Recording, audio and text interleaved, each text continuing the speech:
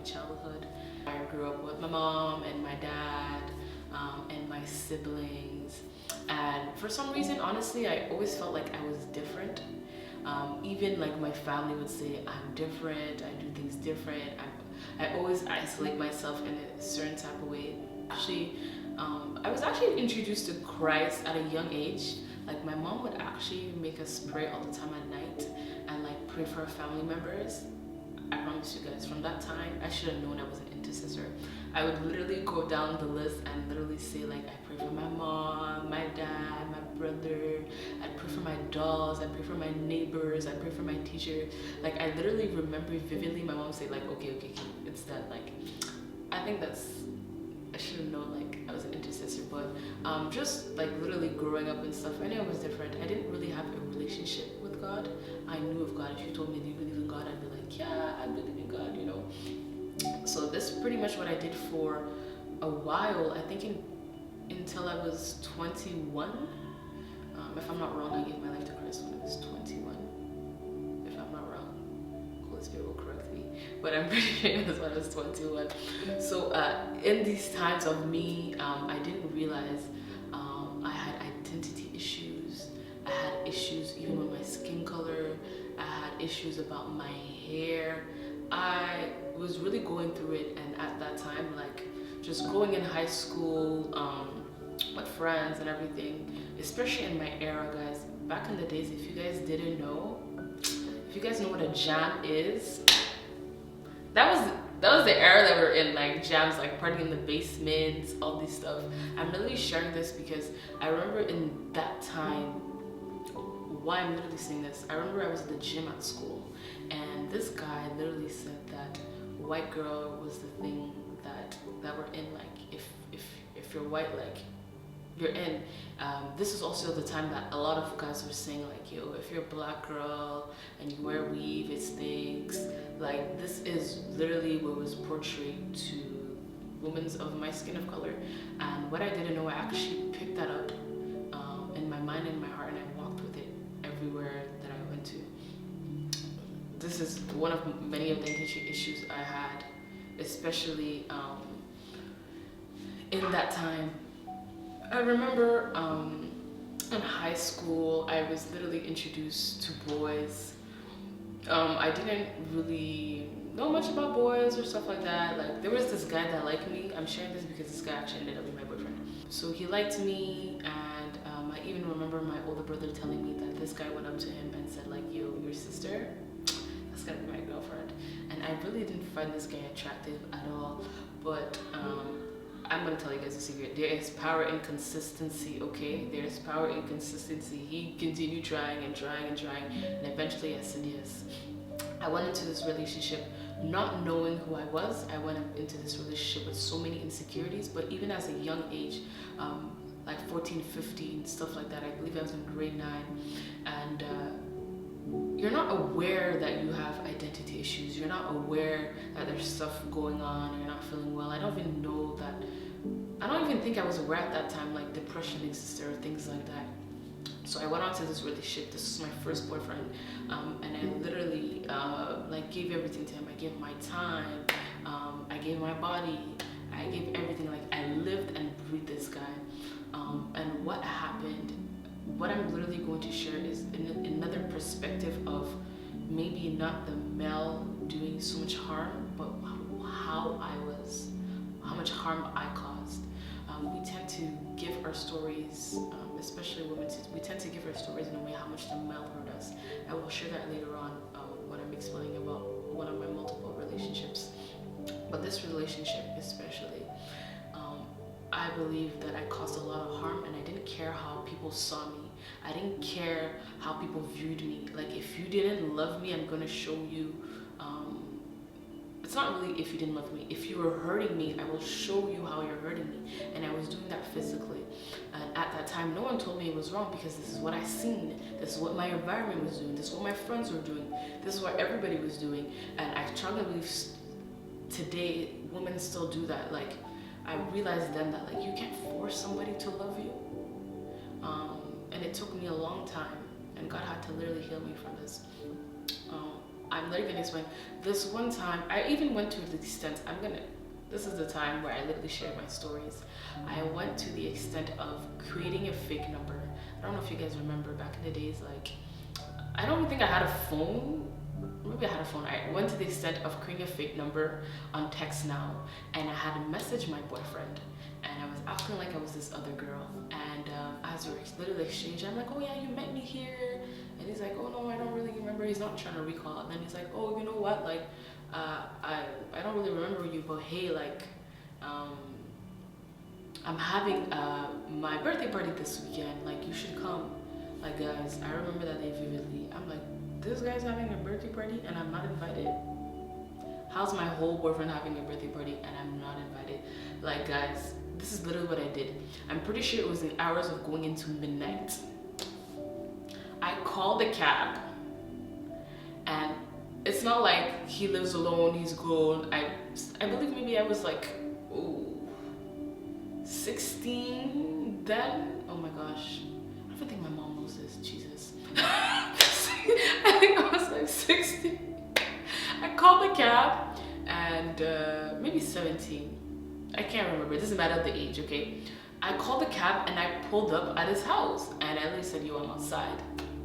And guys, like, mind you, he lives with his parents. Like, I didn't care. I came here to fight.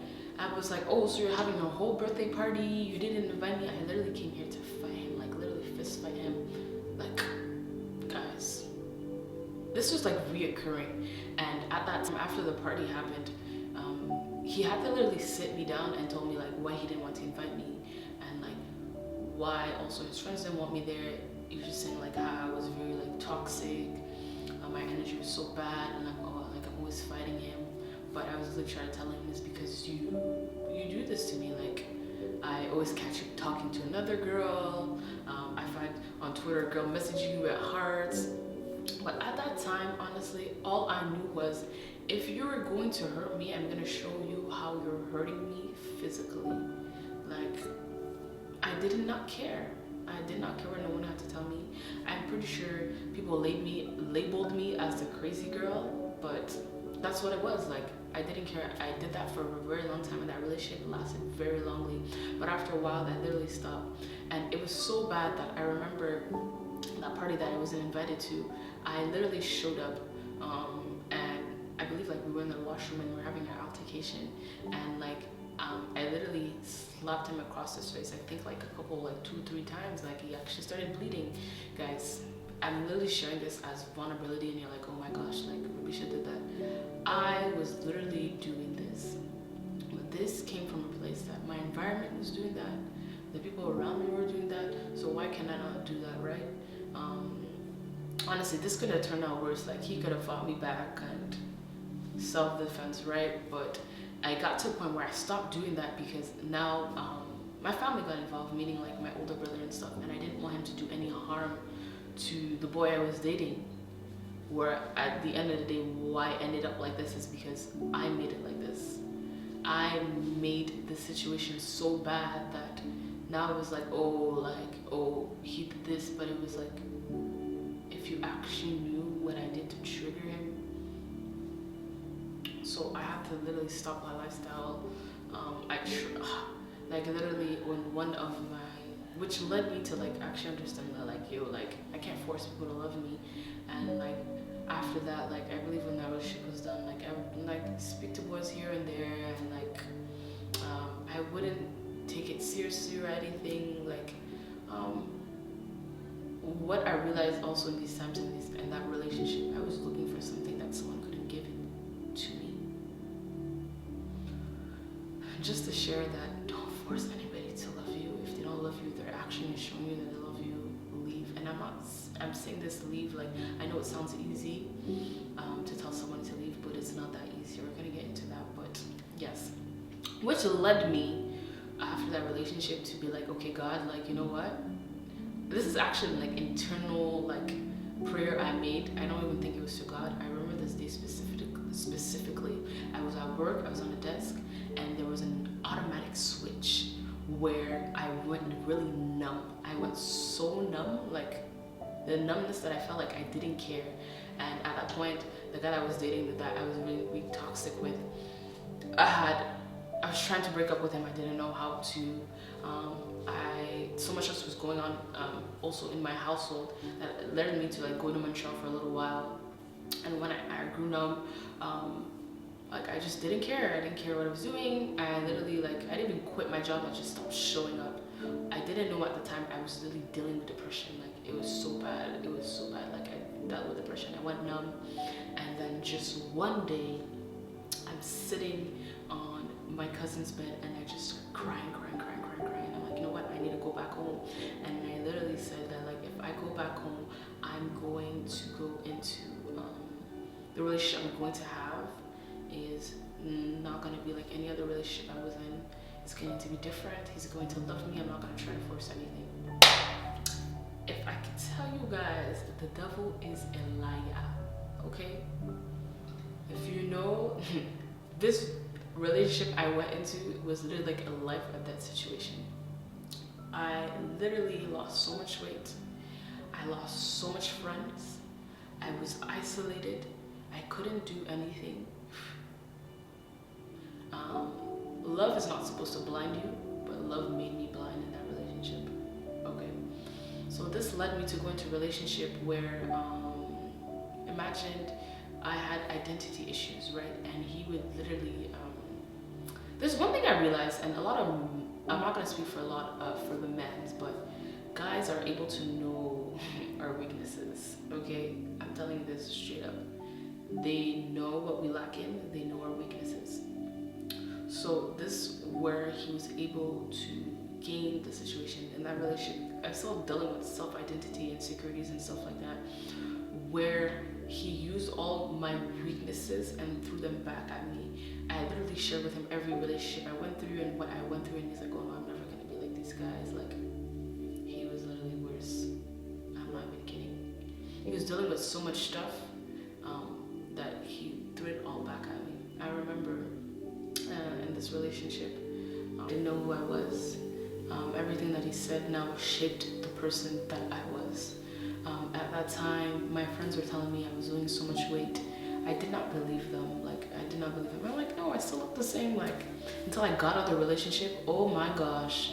I was like, this was me and no one was telling me.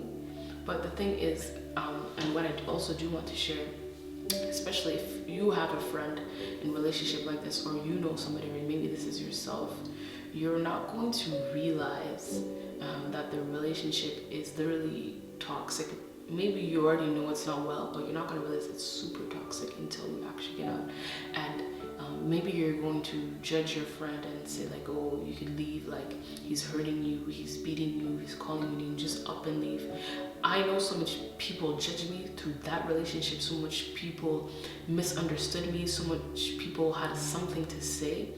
But one thing I literally learned is, if you're not in that situation, don't speak about it, because there's nothing that you can do, especially when it involves the matters of the heart, to tell someone to leave.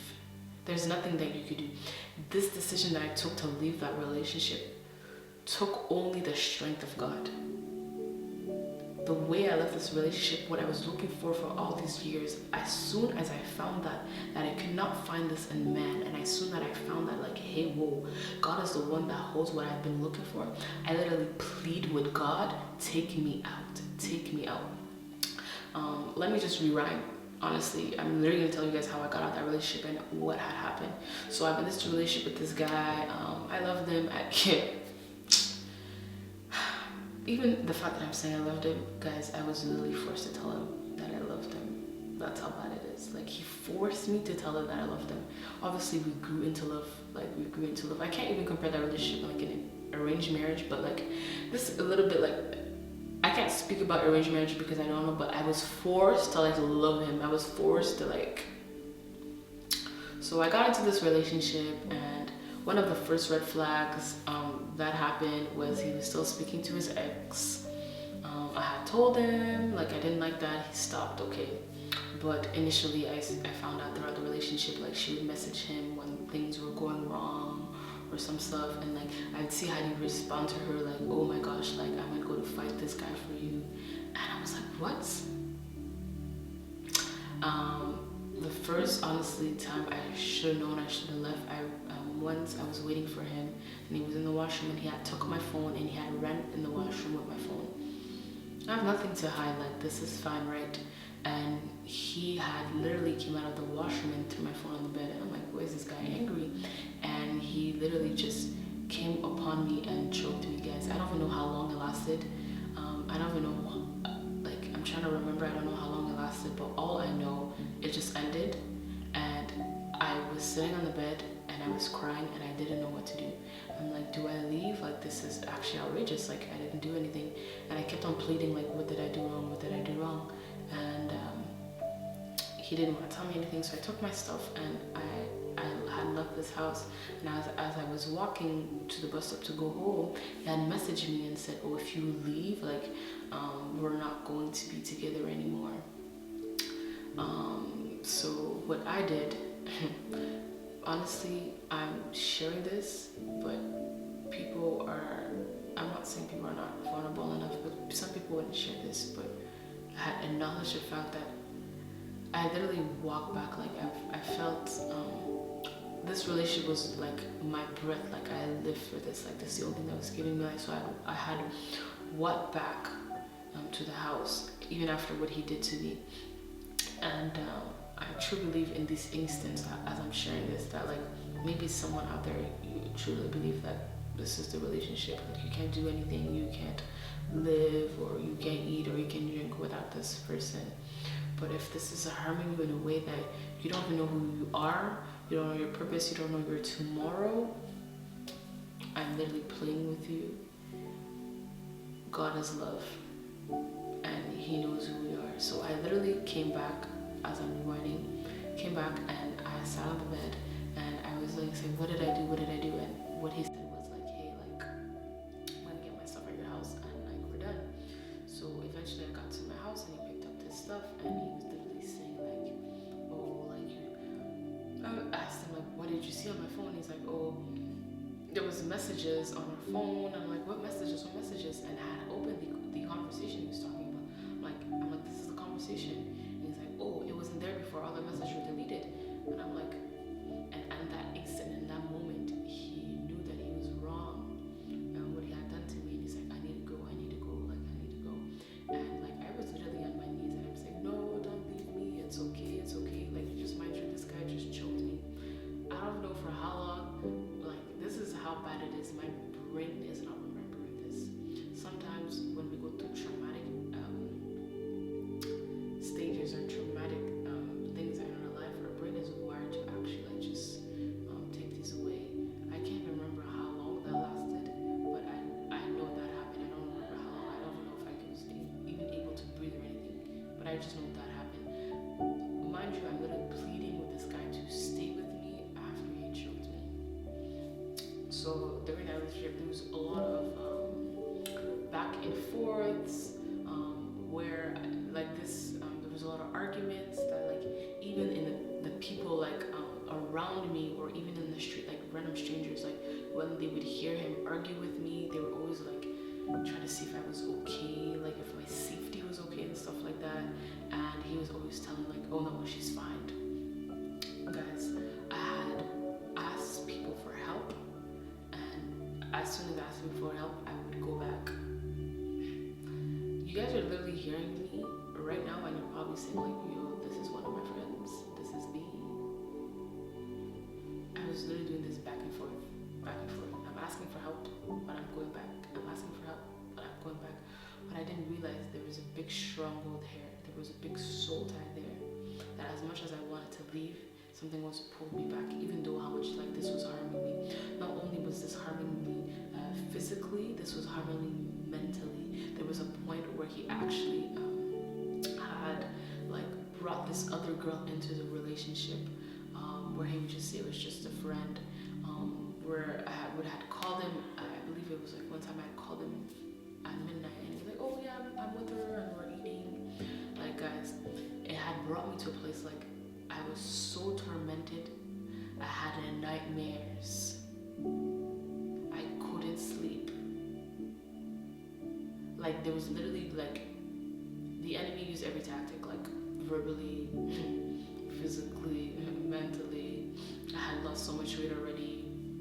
Um, like I was even like stripped away from like my family, even the outings with my family. Is like he always wanted to be there. There was no place that I could go on my own. He spoke so many lies to me that I had now believed the truth. I remember this one time he had told me like I was looking at this guy and he's like, yes, I saw you looking at him. I saw you looking at him. I saw you looking at him. You were looking at the whole time that we were there. And I really had to sit and think like, okay, maybe I was like, maybe he's right. He's right. Like I was looking at him. It was so abusive, guys. There's so much more I could share, but I don't want to get into graphics and into details, but like that's what it was. And even now I'm going back to when I said I left that relationship, guys, when I realized that God had what I needed, when I found that what I was looking for in men, what I was looking for in people, that God had it, I said, okay, God, like I'm done, like I'm just gonna end this relationship. Like I came to my realization that like, whoa, like God says, I'm the apple of his eyes. God said I'm fearfully and wonderfully made. When God had literally stopped building my identity. I felt good about myself. I literally started like liking the way I looked. Regardless of people telling me that I was beautiful, like I didn't believe it. I didn't care. As soon as God started doing these things within me, I realized like I need to leave this relationship. And this is literally what happened, guys. I remember we went out and he was out with his friends. We were in a public place, a place where there's a lot of people all the time. And the enemy is literally a liar. I'm literally telling you, there's no way that there's no one there. Like every hour of every time that place, there's always people. So that night I had told him that I no longer want to be with him. Like we're done, and like we were out with his friends, and I was just walking ahead of them, whatever. And I believe like his friend were waiting for him. His friends actually left, so it just even made it worse. And he had come up to me and he said, "What do you mean you're trying to leave me?" And I'm just saying like I'm trying to leave, like we're done. And he had literally picked me up and pinned me on, pulled me on the wall, like literally with his two hands. And like at this point I'm like, "Whoa, this is actually getting outrageous." For him to actually take my wrist and drag me all the way to the roof, and I was like fighting, like no, you're not taking. I was fighting to not go on the roof because I didn't know what he was going to do. I didn't know what was going to happen. And the first words that came out of his mouth when I was on this roof, and even the way I'm able to share it to you guys with so much like confidence and strength, and I'm saying this because I overcame it. To you, I'm not saying like this to sound like as if she went through all this, but you know what? Like it made me stronger. I understand what batteries I need to have now and stuff, but like. Let me just get back to my story. I'm going off track. And the first thing that he said when I got into this roof, he said, "You see what you just said? Some guys would throw off their girlfriends off the roof for what you just said." In that instant, in that moment, I went into victim mode, into saying, "I'm sorry, I don't mean what I said." Like, wow. And I was literally crying. I was like, there was tears, and then like I stopped my tears and I was like, "Oh, I'm so sorry, like I don't know what I said, like I'm sorry." And that situation literally ended. And guys, when I mean, I'm gonna go spiritual there, I'm not even gonna lie to you guys. When I mean I seen the switch instantly, he came back to himself and he literally started apologizing. "I'm so sorry, I'm so sorry, I'm so sorry." Then he, in that instant, like the way he tried to excuse himself, imagine I'm still on the roof, like he tried to do advances on me on that roof, and I was like, what the heck is going on? Like, and this is what happened most of the time things would happen like this, where I would be cornered in a place and he would be mad, and suddenly just he would just switch and be like, I'm so sorry, and I was dealing with that so much. Imagine that had stopped, and then it went into mental abuse. He would start calling me names, and when the name thing would stop, like, yo, the enemy had tried literally everything with me. Like, I had stopped, and a girl now came into the relationship. Me, like, I even started to now speak to the girl, like we were friends and everything. What would be really weird, like I would literally allow, like we went out together once out to eat, and like it's my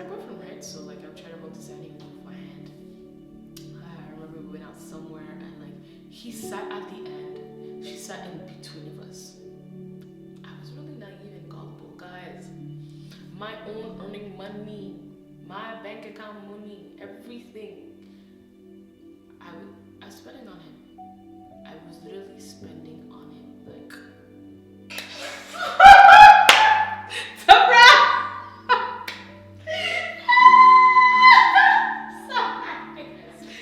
I was spending all like my money.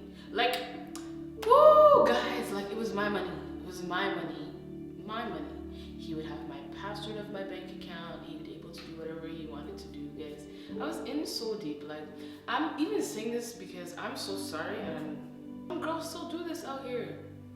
If you're sharing your money with somebody that's not working or whatsoever, he's even working, he's using money. Stop it right now.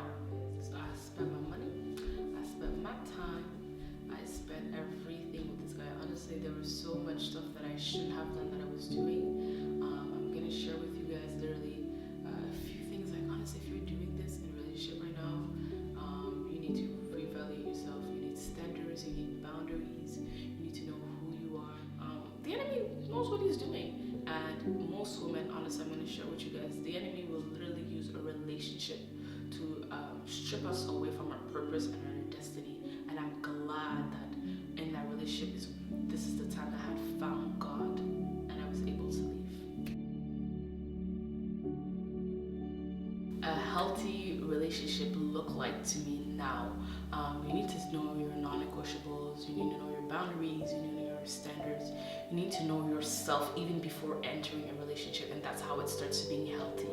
You also need to work on the little things, like your character, how you speak, and your communications and stuff like that. So this is what a healthy relationship looks like, when now you intentionally want to work on yourself so you can be better for yourself and not for the other person.